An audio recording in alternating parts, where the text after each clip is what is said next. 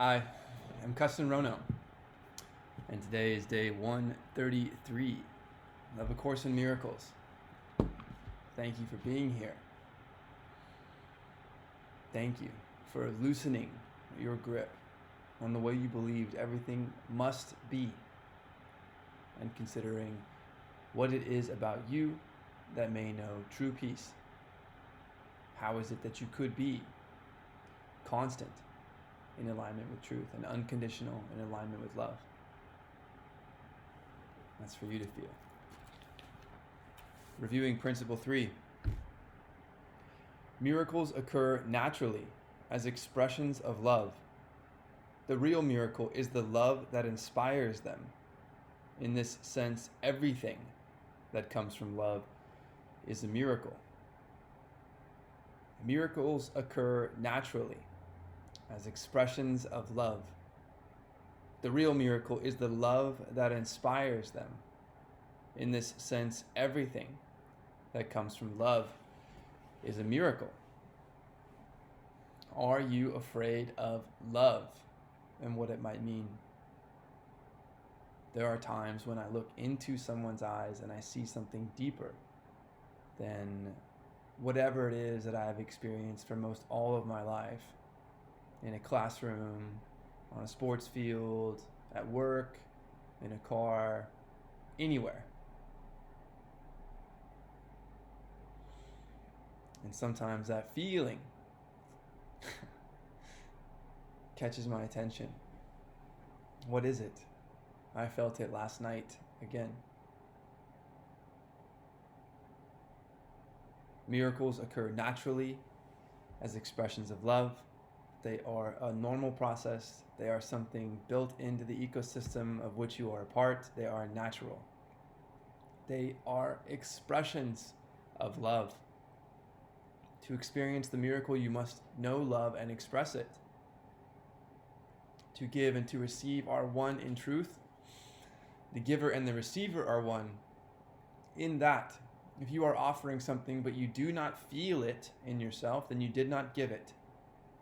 You gave something else instead. So if you wish to experience the miracle, you must express love.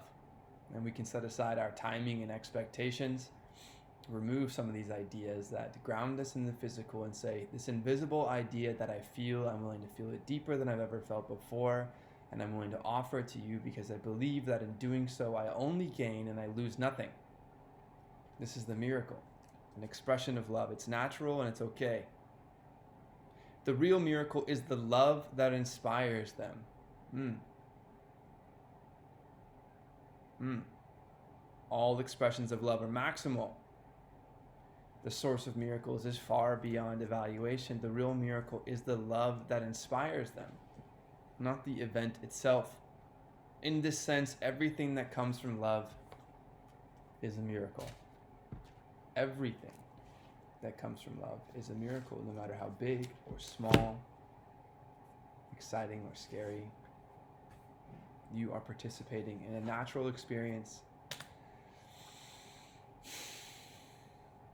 And I urge you to consider that you cannot avoid love. Why? If it is unconditional, if the truth is constant and so is your perception being consistent, how could you ever escape that which is always there? The best you can do is spin a story for your entire life. But what will you do when you rest and close your eyes physically? No, your story would depend on you ending immediately. And I highly doubt that is true. Lesson 133. I will not value what is valueless. I will not value what is valueless. Please repeat after me one time. I will not value what is valueless. Thank you. This statement in itself should be easy truth for us to accept. Whatever it is that you do not value, you won't value it. This is how a market is made. If it is free and fair and open, the result of supply, demand, and infinite inputs of infinite people expressing value through their actions. Beauty, after all, is in the eye of the beholder, and so is value, expressed in trade. So, let it be true that you don't value what you don't value. However, let it also be true that each one of us, most likely, is continuing something that we ultimately do not find valuable. And what would be the root? I would imagine it is fear of the unusual. And some illogical concern that love, being natural, is still something that we want to avoid. No, of course, the truth is that you value peace and freedom. You value peace and freedom. Maybe you appreciate input from the community and advice on directions to travel. I've been told not to touch that flame, it'll burn me. And it is hot when I get close, and maybe this is good advice, and I value this. Thank you. I no longer need to touch the flame. But many people can run awry. If you feel that there is something about you which you are hiding, or if you know someone and you believe that they are hiding something, if it's easier for you to see a flaw in someone else rather than in yourself, however you see it, if you can notice it for yourself or someone else, then you can recognize that what someone else might be offering could be flawed. And that's okay. It's okay. We're here learning. Our discomfort is just an idea pointing out to us that we don't know something. I'm not settled yet, is all discomfort is saying. I'm unsettled. But we know we become more settled with knowledge. So when knowledge is shared, if it comes from a faulty perspective, where someone believes that they are sharing in their best interest, but they might just be expressing their concern so they may notice it, a greater fear. You shouldn't go outside when it's cold. That's how you get a cold. What about ice baths? What about cold packs when you have an injury? Do you get a cold every time? I highly doubt it. Do you really believe that you were designed to be so fragile that you would not be able to step out into the world bravely? My point is simply that if you can feel some emotional disconnect between you and whatever love is, some longingness or some hurt, some attack, some idea, it could be possible that you could be sharing something that is just supporting and even barricading an idea about yourself from an experience in the past that is categorized in fear. Yes, fire's hot, but it also can cook, it can warm, it can be used for storytelling, it offers natural light. Is it only dangerous? Of course not. And if we expressed fire as dangerous in all ways, we would be telling a story of fear. And anytime we felt any kind of heat greater than we imagined we could handle, we would become fearful. So, do you need to be careful about what someone says? That's not what I'm saying. I'm saying perhaps you dive deep into how you feel and you be open to input and measure it against the constant, the unconditional, the consistent. This is what you are here and now. I will not value what is valueless.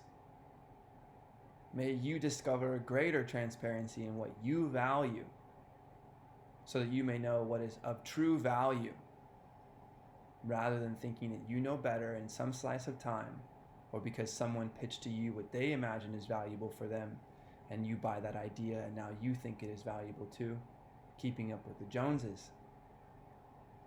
I suppose we all have it in us a bit. But what would be the greatest value? Just in a vacuum. I imagine it would be my perfect peace and freedom. What would be yours? I will not value what is valueless. Sometimes in teaching there is benefit, particularly after you have gone through what seems theoretical and far from what the student has already learned, to bring him back to practical concerns. This is what we will do today. We will not speak of lofty, world-encompassing ideas, but dwell instead on benefits to you. Okay, yesterday, I loosed the world from all I thought it was. Could you even do this? From all you thought it was? You've given up every idea in one day? Lofty, they call it. World-encompassing. Today, may we settle on a simpler idea. You do not ask too much of life, but far too little. You do not ask too much of life. You ask far too little of life. When you let your mind be drawn to bodily concerns, to things you buy, to eminence as valued by the world, you ask for sorrow, not for happiness. This course does not attempt to take you from the little that you have. It does not try to substitute utopian ideas for satisfaction which the world contains. There are no satisfactions in the world. Today we list the real criteria by which to test all things you think you want. Unless they meet these sound requirements, they are not worth desiring at all, for they can but replace what offers more. The laws that govern choice you cannot make, no more than you can make alternatives from which to choose. Let's repeat this. The laws that govern choice you cannot make. Okay. You don't have a say on the laws that govern choice. No more than you can make alternatives from which to choose. And whatever there is to choose from, you do not have an ability to create more options to choose from. The choosing you can do, indeed you must, but it is wise to learn the laws you set in motion when you choose, and what alternatives you choose between. We have already stressed there are but two, however many there appear to be. So, you can choose likely between truth and untruth, and then you can make infinite categories of untruth. You can declare them as true, but they are not the truth. The range is set, and this we cannot change. It would be most ungenerous to you to let alternatives be limitless and thus delay your final choice until you had considered all of them in time and not been brought so clearly to the place where there is but one choice that must be made. If you close your eyes and I asked you to imagine, what is your favorite book? Well, if I gave you infinite time, you could go find infinite books. You could read them all, and maybe at the end of infinity, you could come back and tell me, this is my favorite. But if I asked you right now, you would have a limited subset of whatever it is that you can remember. And it's probably only a handful. So you would pick from that handful. If I give you the opportunity to extend the time, then you have infinite choices. And you could consume all the knowledge in every book. And books would keep getting made at a more rapid pace. That's what we're learning today. And you would exponentially just disappear into trying to answer a single question with infinite choices. When you create more choices, it doesn't necessarily mean that you're arriving at anything new. It could mean it. But in this particular case, it's saying that if you will ultimately arrive at the truth, whatever your true answer is, once you discover that that is what you want, if there are infinite other ideas for you to evaluate, none of them will be greater than the one that you choose. You could say, I must experience all of them then, so that I could find the best one. Perhaps you know what the best one is. And perhaps the best one automatically provides you some contentedness that you can't find in any other option, no matter how much you look. For the sake of our minds and all the complexity inside this book, what if we practiced ease, simplicity? What if we said 2 choices is plenty for now. I can pick between this or that, if you can make those ideas clear. So what if I said to you, would you like truth or lies? Would you like love or fear? You decide. And you can call any version of fear anything you want. But it can be as simple between picking between the two. The range is set, and we cannot change it. It would be most ungenerous to let alternatives be limitless, and thus delay your final choice until you had considered all of them in time, and not been brought so clearly to the place where there is but one choice that must be made. Another kindly and related law is that there is no compromise in what your choice must bring. It cannot give you just a little, for there is no in-between. Each choice you make brings everything to you or nothing. Each choice you make brings everything to you or nothing. How could that be? Well, what if unconditional love is timeless in the truth and consistent with your perception in the here and now, offering you everything forever? And what if any other version that you can think of is nothing, meaningless, in the sense that it will turn over as it is worldly, and thus so will you, and you will never be able to prevent that from inside this system that requires it by design. Each choice you make brings everything to you or nothing, unless you'd like to tell yourself that you have infinite other choices, and somehow one of them that you can pick from will offer you more than everything. Can you see that the range is set? It's everything or nothing. No matter how many other ideas you can imagine, there is nothing greater than everything. Therefore, if you learn the tests by which you can distinguish everything from nothing, you will make the better choice. So if you know it's different between everything and nothing, you'll pick whatever is best for you. First, if you choose a thing that will not last forever, what you choose is valueless. If you're choosing something that will not last forever, what you choose is valueless. If I am invested in my partner only because of who she is physically, well, she and I change. If I'm invested in my partner because I feel some wavelength between us, and I call that love, how would that ever change? I'm not saying our relationship. I'm saying what love is. And if she and I are invested in this wavelength of love, and this is what we choose to see between each other, how would we not recognize it forever? Wherever we are, no matter what age we are, it would be timeless. How do we reconcile these things? I imagine they just are. That we see ourselves as spiritual, not in sight. That we are having an experience physically where we can have a mind that says, I am spirit, at the same time. So I can engage physically and support myself, this vessel, and share. After all, people appreciate beauty, exuberance, and health. Unless they seek control and they value their own destruction. So, when you look at yourself in the mirror, or you see your partner, or your parent, or another family member, and you say, I love you, please remember that there is something timeless about each of you.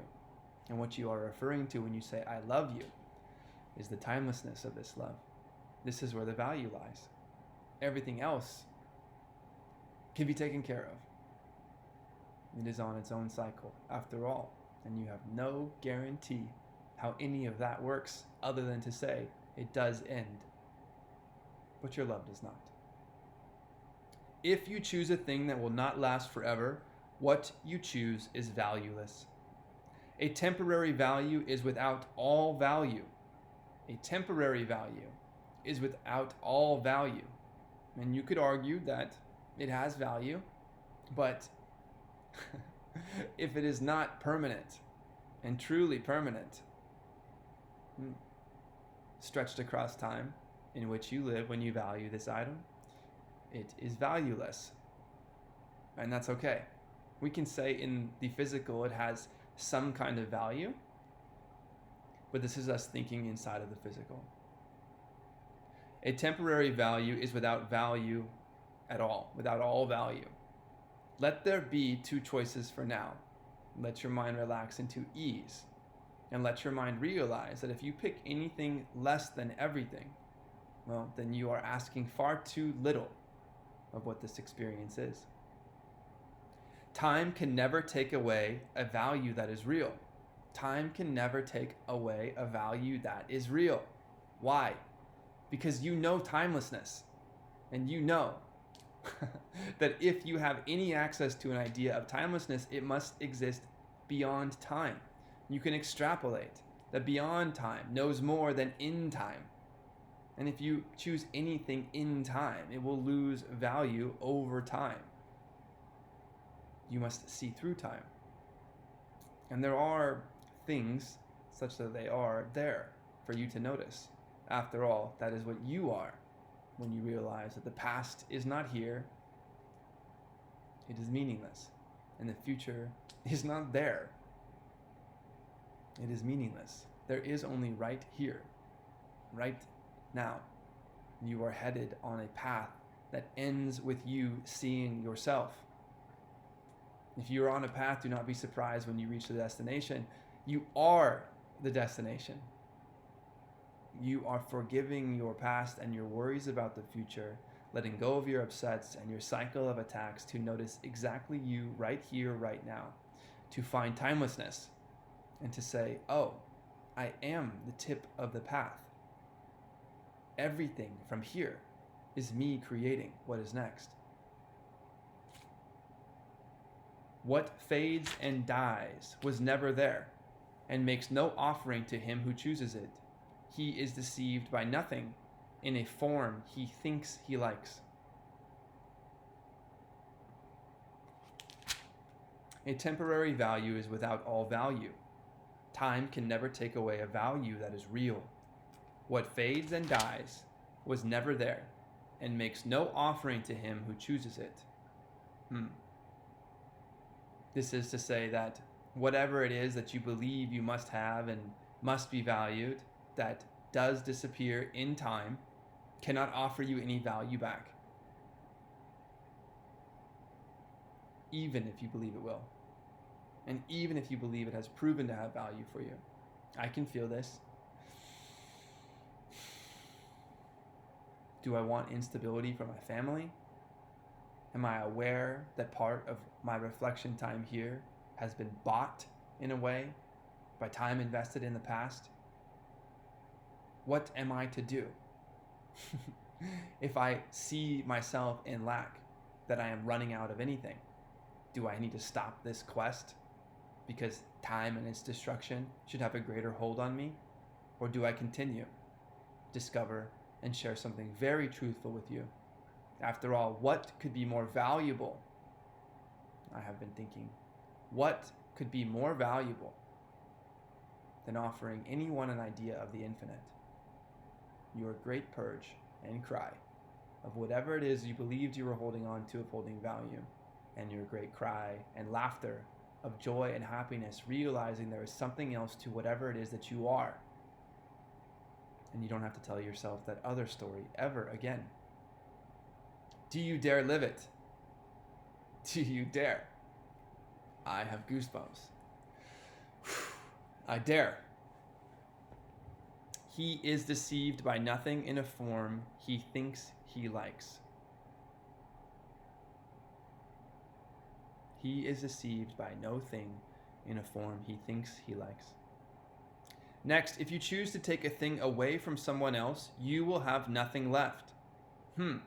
If you choose to take away a thing from someone else, you'll have nothing left. So if I take from you, I'll have nothing.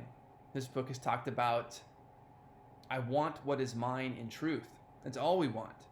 Whatever's ours, we want. That's just a true statement. If it's truly mine, okay, I truly accept. If it's not mine, it's okay. I don't need it. I only need what is mine. And whatever is mine, I must discover. It's a part of me. I say in my relationship, I do not want anything from you that you do not want to give. What would my character be, and how would my energy be felt for myself if I thought that I wanted to extract and get the better of somebody so that I thought I had provision in a world where that can occur naturally in a way that I will give all that I have, and I'm grateful for anything that I may notice in return.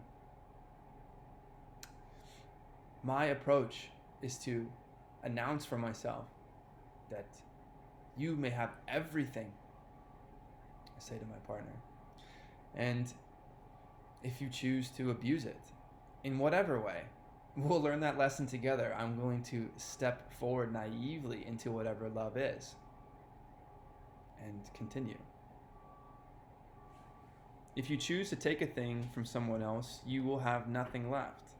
We can leverage the idea that to give and to receive are one in truth. And if you are receiving with some energy of hoarding or less than transparency in why it is valuable to you or what you intend to offer back, then you will receive the same. The giver and the receiver are the same. So switch it. The receiver and the giver are the same. If you are conniving to get what you want, then you will forever have to tuck away the truth. This is our public market, for example, with its many layers beyond what it is to be supply, demand, and invest in whatever you deem to be truly valuable. There are many tricks being played, all so that you cannot see that some people are very scared to lose their millisecond advantages.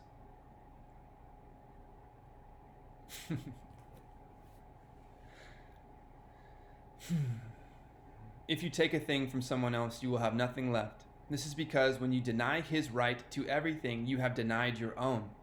You therefore will not recognize the things you really have, denying they are there. Who seeks to take away has been deceived by the illusion loss can offer gain.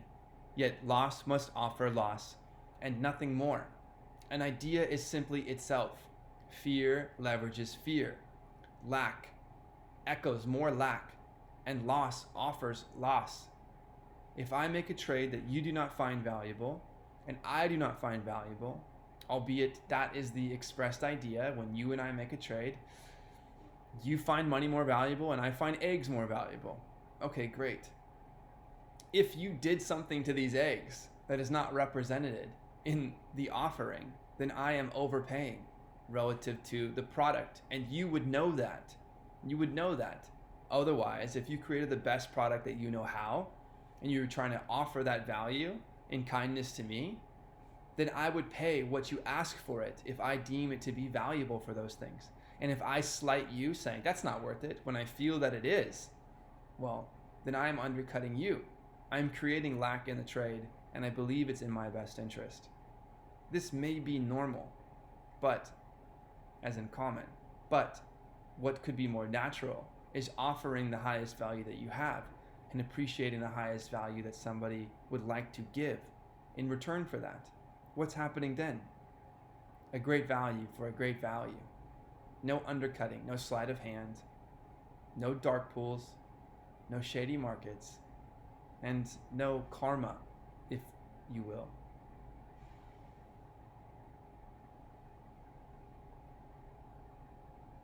Let's create life when we trade. Let's share love when we trade. Let's be these things and offer these things. Because if we create a world of lack, even if we think it is for somebody else, we are creating a world of lack. Loss can only create more loss. There's no way to have gain through loss, just the same as there is no way to have peace through fighting. It doesn't exist that way. You could say after fighting there will be peace, but how will that be? It will be because after the fighting you created peace. after the fighting, you could just have more fighting. Because after all, there was an eye for an eye and a cycle of attack. Greater upsets have been created. This is what attacking does. It creates attacks. Don't trick yourself. And don't buy the hype, no matter what anyone says. You must invest your life savings in whatever it is that you truly deem valuable. And today we are learning, let's boil it down to two choices: that which is valuable and that which is destructive. Your next consideration is the one on which the others rest. Why is the choice you make of value to you? What attracts your mind to it? What purpose does it serve? Here is the easiest of all to be deceived. For what the ego wants, it fails to recognize. What the ego wants, it fails to recognize.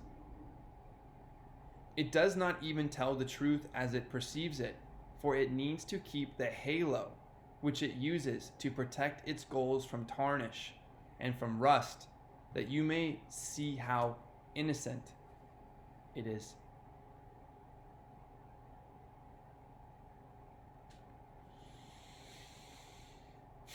The ego leverages fear, and it acts as though it is God. This is already incongruent. If you were infinite, about what would you need to be afraid?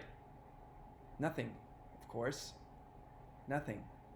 So when someone tells you, only I can protect you, they are your ego.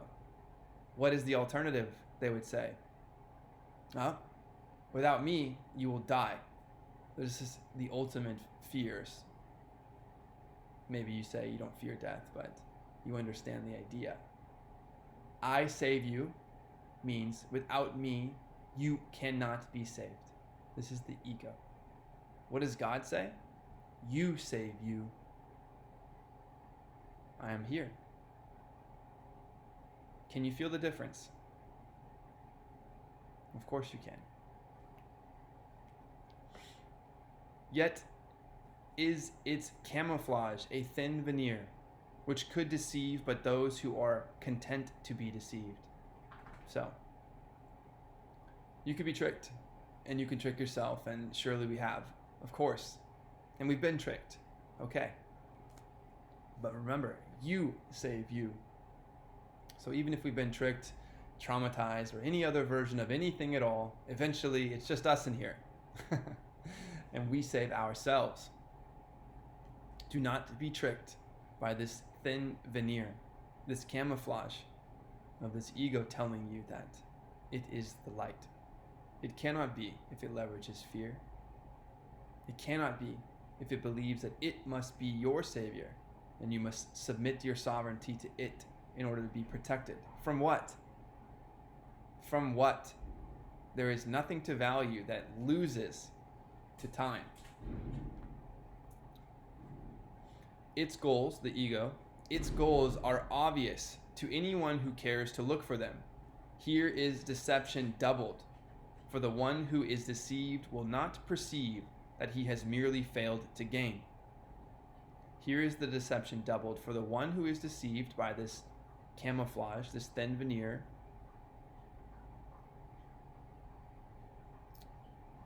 the one who is deceived will not perceive that he has merely failed to gain.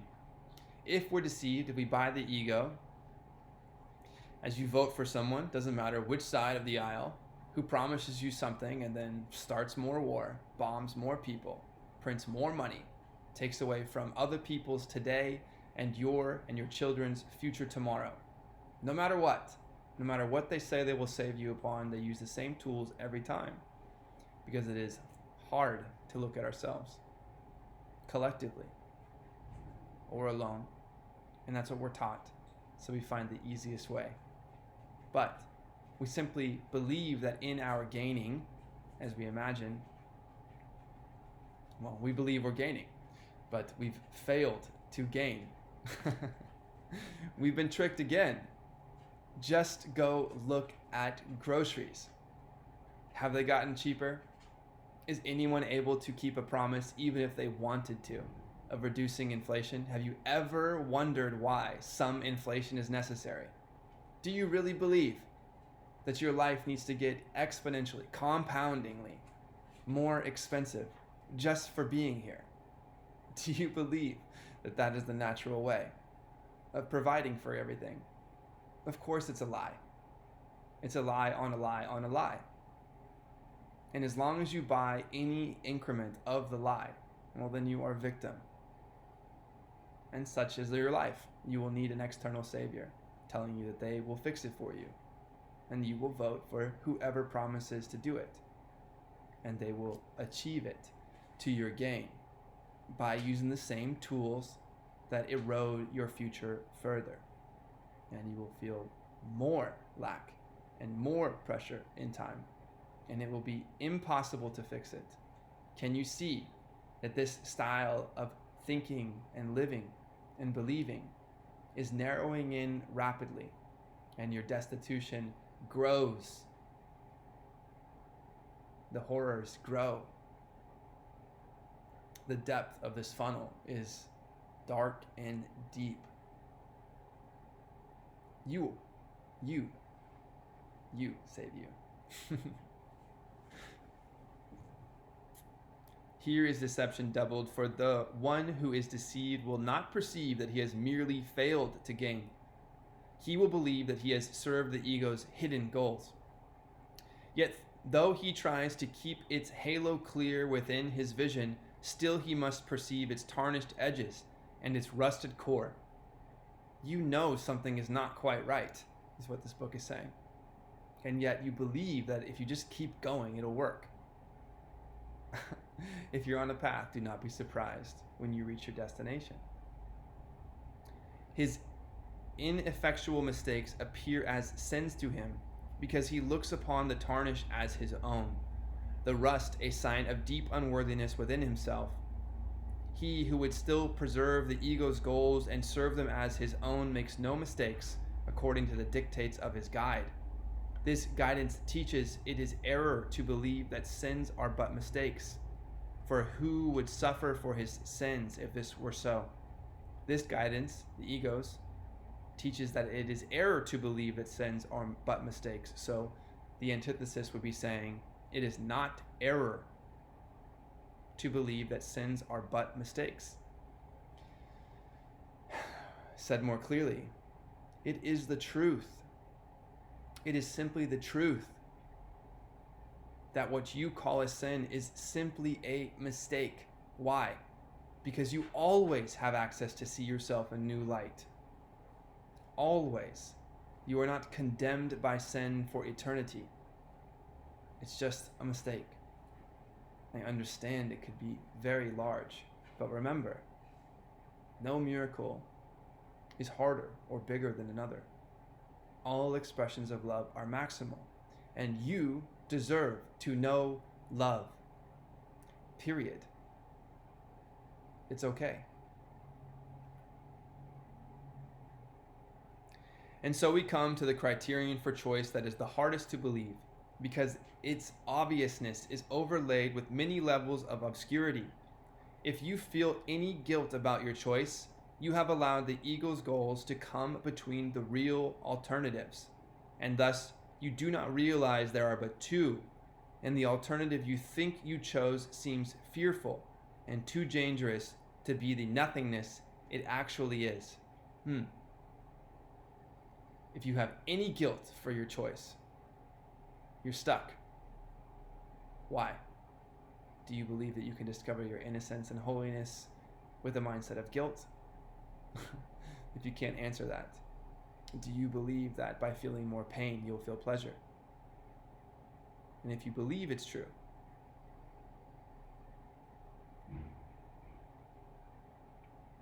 you are confused about what pain and pleasure is.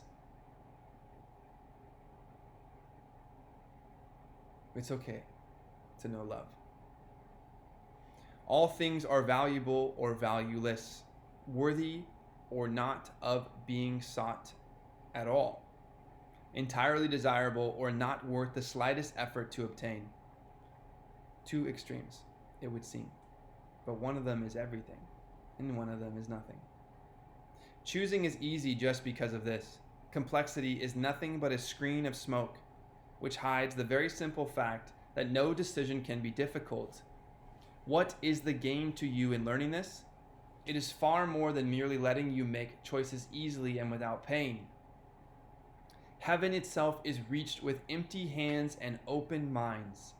Heaven itself is reached with empty hands and open minds, which come with nothing to find everything and claim it as their own.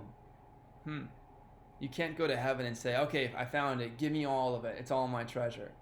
Of course not. Heaven will be a truthful place, and what you find there is yours in truth. We are practicing humility by realizing our arrogance has meant that we believe we know better in a slice of time to pick between an infinite array of ideas. All the while, we've succumbed to complexity and lies. It is actually simple and painless, and the reward is infinite. Infinite. If your reward is measured in anything other than infinite,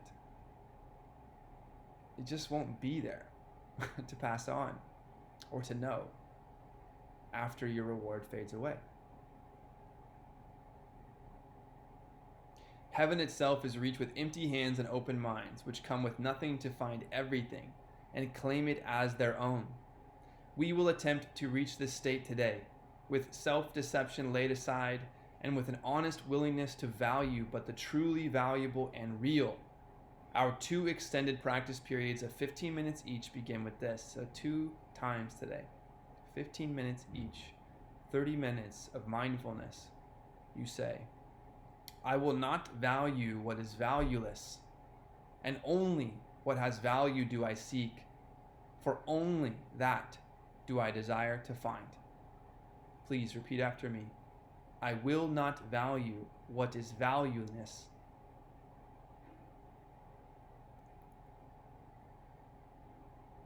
I will not value what is valueless, and only what has value do I seek.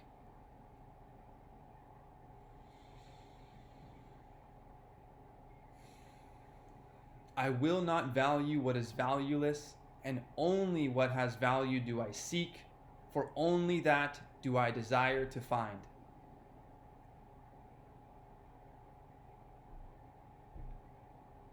One more time. I will not value what is valueless, and only what has value do I seek, for only that do I desire to find. I will not value what is valueless, and only what has value do I seek, for only that do I desire to find. And then receive what waits for everyone who reaches, unencumbered, to the gate of heaven, which swings open as he comes. Should you begin to let yourself collect some needless burdens, or believe you see some difficult decisions facing you, be quick to answer with this simple thought. I will not value what is valueless, for what is valuable belongs to me. Please repeat after me. I will not value what is valueless, for what is valuable belongs to me. No need to confuse yourself or ask anyone else what this feels like. To review briefly, if you choose a thing that will not last forever, what you choose is valueless. A temporary value is without all value, and time can never take away a value that is real. So, if you're picking something that is not timeless, it does not have value. If you choose to take a thing away from someone else, you will have nothing left.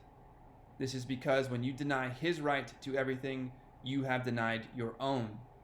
You, therefore, will not recognize the things you really have, denying they are there.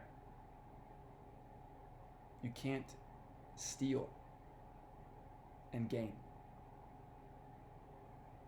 You create loss.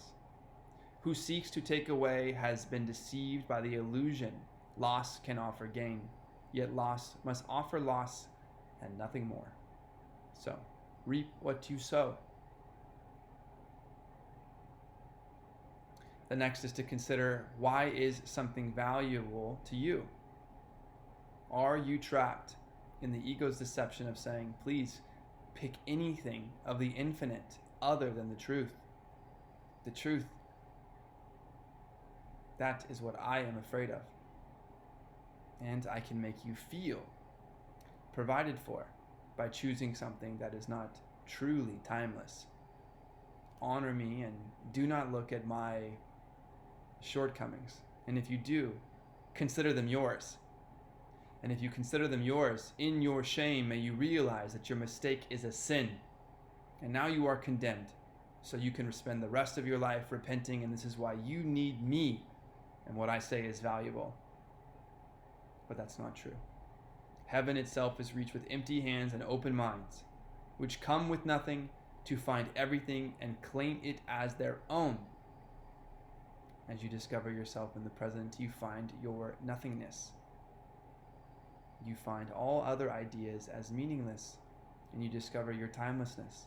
What are you then? You are empty hands and open mind. And it is okay. It is okay.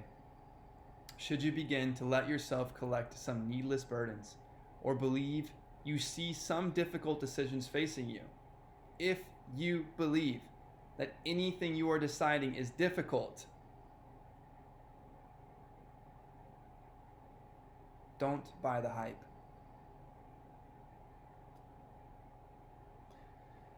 All things are valuable or valueless, worthy or not of being sought at all, entirely desirable or not worth the slightest effort to obtain.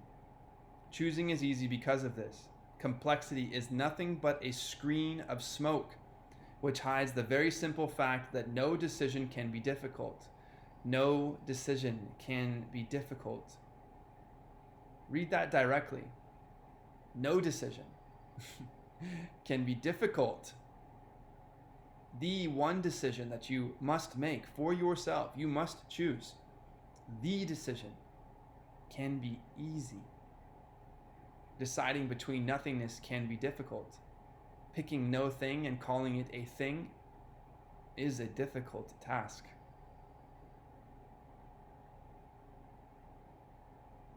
No decision can be difficult. And you gain more than just letting you make decisions easy and without pain. You gain everything. Everything. What is it to enter heaven?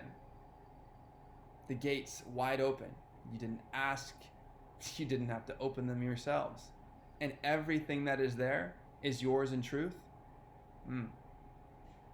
You can have everything in infinity, or you can have whatever you can scrounge and cheat your way to, or create, now, in impermanence. I will not value what is valueless, for what is valuable belongs to me. I will not value what is valueless, and only what has value do I seek, for only that do I desire to find. How do you see yourself? I am Kesten Rono, and I dare say, I am the Spirit. I'll see you tomorrow.